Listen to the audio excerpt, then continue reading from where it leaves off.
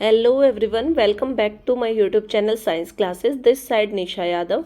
आज की इस वीडियो में मैं आपको कराऊंगी जो हमारा चैप्टर सेकंड कंप्लीट हुआ था उसके एक्सरसाइज के क्वेश्चंस मैंने ए और बी पार्ट आपको करा दिए थे।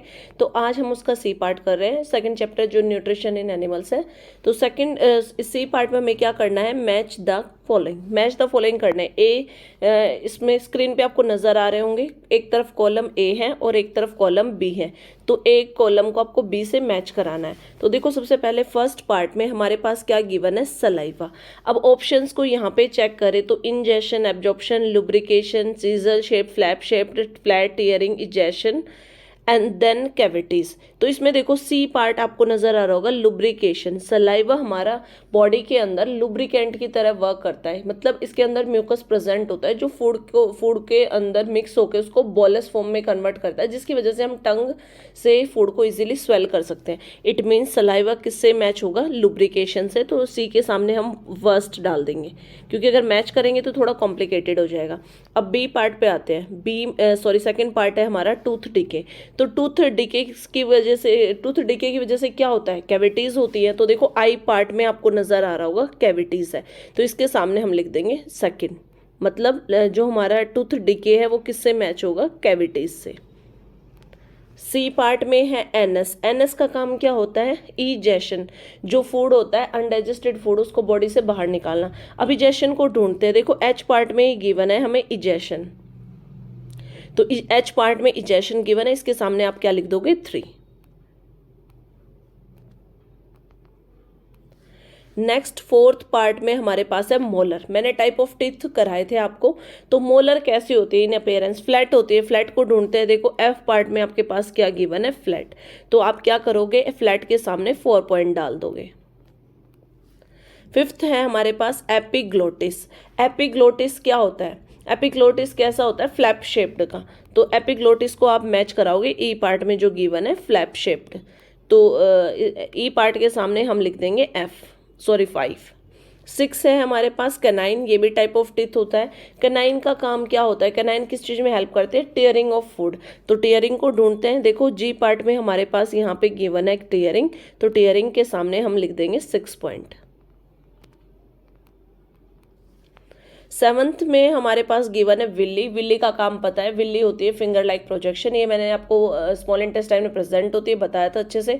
एब्जॉर्प्शन में हेल्प करती है। तो एब्जॉर्प्शन हमारे पास कहाँ पे है, बी पार्ट में देखो गिवन है एब्जॉर्प्शन।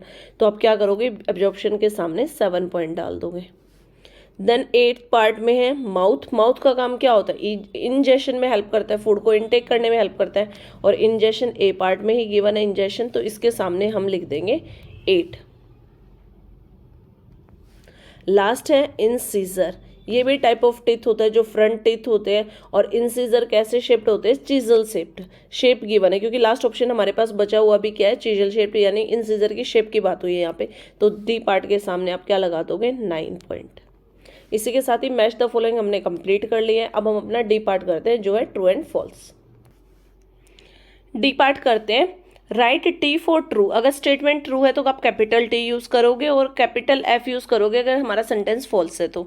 चलो अब स्टार्ट करते हैं। फर्स्ट पार्ट में हमें गिवन है saliva changes sugar into starch. मैंने जब ह्यूमन डाइजेस्टिव सिस्टम कराया था तो आपको बहुत क्लियरली बताया था कि फूड के अंदर जितना भी स्टार्च होता है ना, वो शुगर के अंदर कन्वर्ट होता है, ना कि शुगर स्टार्च के अंदर कन्वर्ट होती है।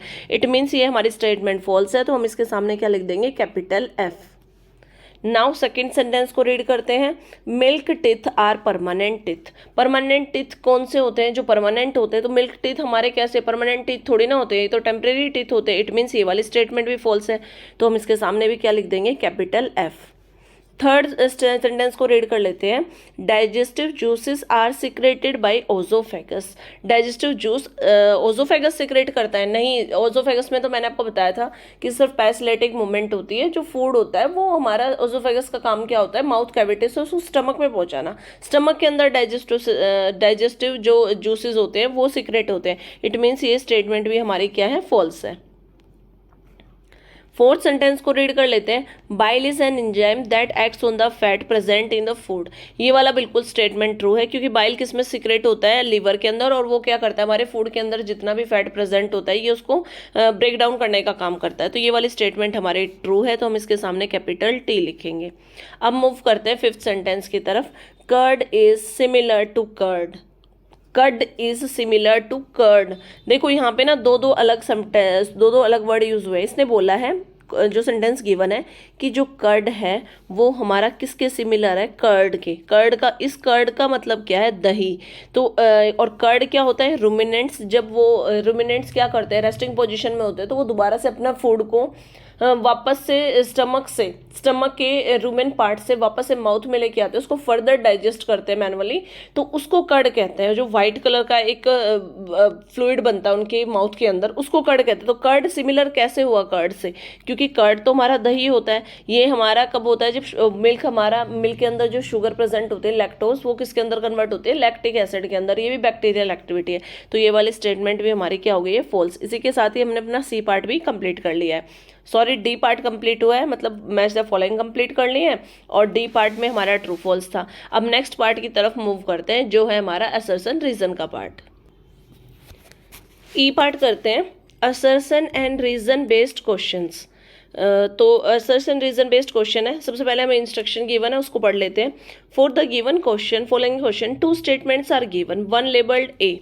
हमारे पास ना दो स्टेटमेंट गिवन है, एक को हमने लेबल किया ए यानी असर्शन यानी क्वेश्चन पूछा गया है, एंड अदर लेबल्ड आर, दूसरे को रीजन आर से लेबल किया गया यानी उसका रीजन दिया गया है। अब select the correct answer to this question. इस क्वेश्चन का करेक्ट आंसर्स लेना है आपको from the codes 1, 2, 3 and 4 as given below. जो 1, 2, 3, 4 स्टेटमेंट्स नीचे गिवन है, इनमें से आपको आंसर ढूंढना है। देखो ए फर्स्ट पार्ट क्या कहता है, both A and R true, यानी क्वेश्चन भी ठीक है और उसका रीजन भी ट्रू है, और साथ साथ जो आर हमें गिवन है वो करेक्ट एक्सप्लेनेशन है जो क्वेश्चन हमसे पूछा है उसका। अगर ऐसा होगा तो आपका 1 आंसर आएगा। सेकंड में क्या दिया है, both A and R true, यानी क्वेश्चन भी ठीक है, आंसर भी दोनों ट्रू है, but R is not the correct explanation of A. लेकिन आर ठीक है, रीजन ठीक है, लेकिन वो करेक्ट एक्सप्लेनेशन नहीं है हमारे क्वेश्चन का, तो आप सेकंड नंबर लिखोगे। थर्ड में क्या है, A is true but R is false, यानी क्वेश्चन सही है, आंसर गलत है।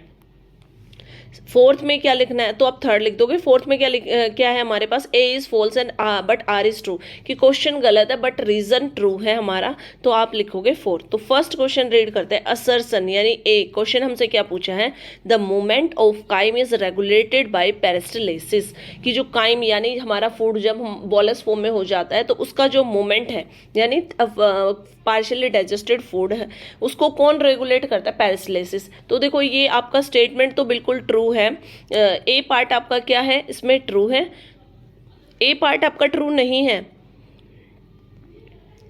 दोबारा से क्वेश्चन को पढ़ लेते हैं एक बार। क्वेश्चन गिवन है, the movement of chyme is regulated by peristalsis, कि जो मूवमेंट है काइम का वो पेरिस्टाल्सिस से रेगुलेट होगा। ये तो कहीं भी नहीं है। देखो पेरिस्टाल्सिस मूवमेंट सिर्फ हमारा ओजोफेगस में होता है। काइम का मूवमेंट तो माउथ से स्टार्ट होके कहाँ तक जाएगा, स्टमक में जाएगा, देन लीवर में जाएगा, फिर पैनक्रिया में जाएगा। तो जो ए है यानी क्वेश्चन आपका फॉल्स है।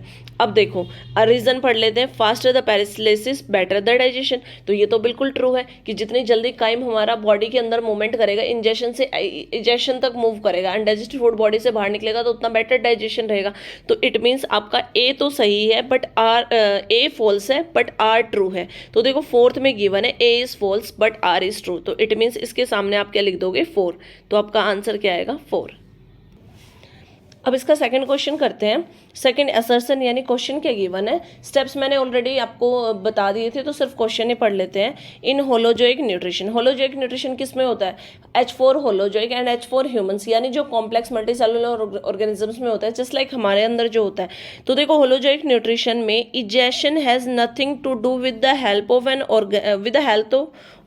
N organism. इजेशन का मतलब इजेशन यानी जो अनडाइजेस्टेड फूड बॉडी से बाहर निकलता है उसका मतलब कोई भी कुछ लेना देना ही नहीं है किसी भी ऑर्गेनिज्म के हेल्थ से, तो ये तो बिल्कुल ही हमारा रॉन्ग है, क्योंकि अगर इजेशन प्रॉपर्ली नहीं होगा तो किसी भी ऑर्गेनिज्म की हेल्थ इफेक्टेड होगी, उसके अंदर हेल्थ इश्यूज होंगे। तो ए जो क्वेश्चन है वो आपका रॉन्ग है।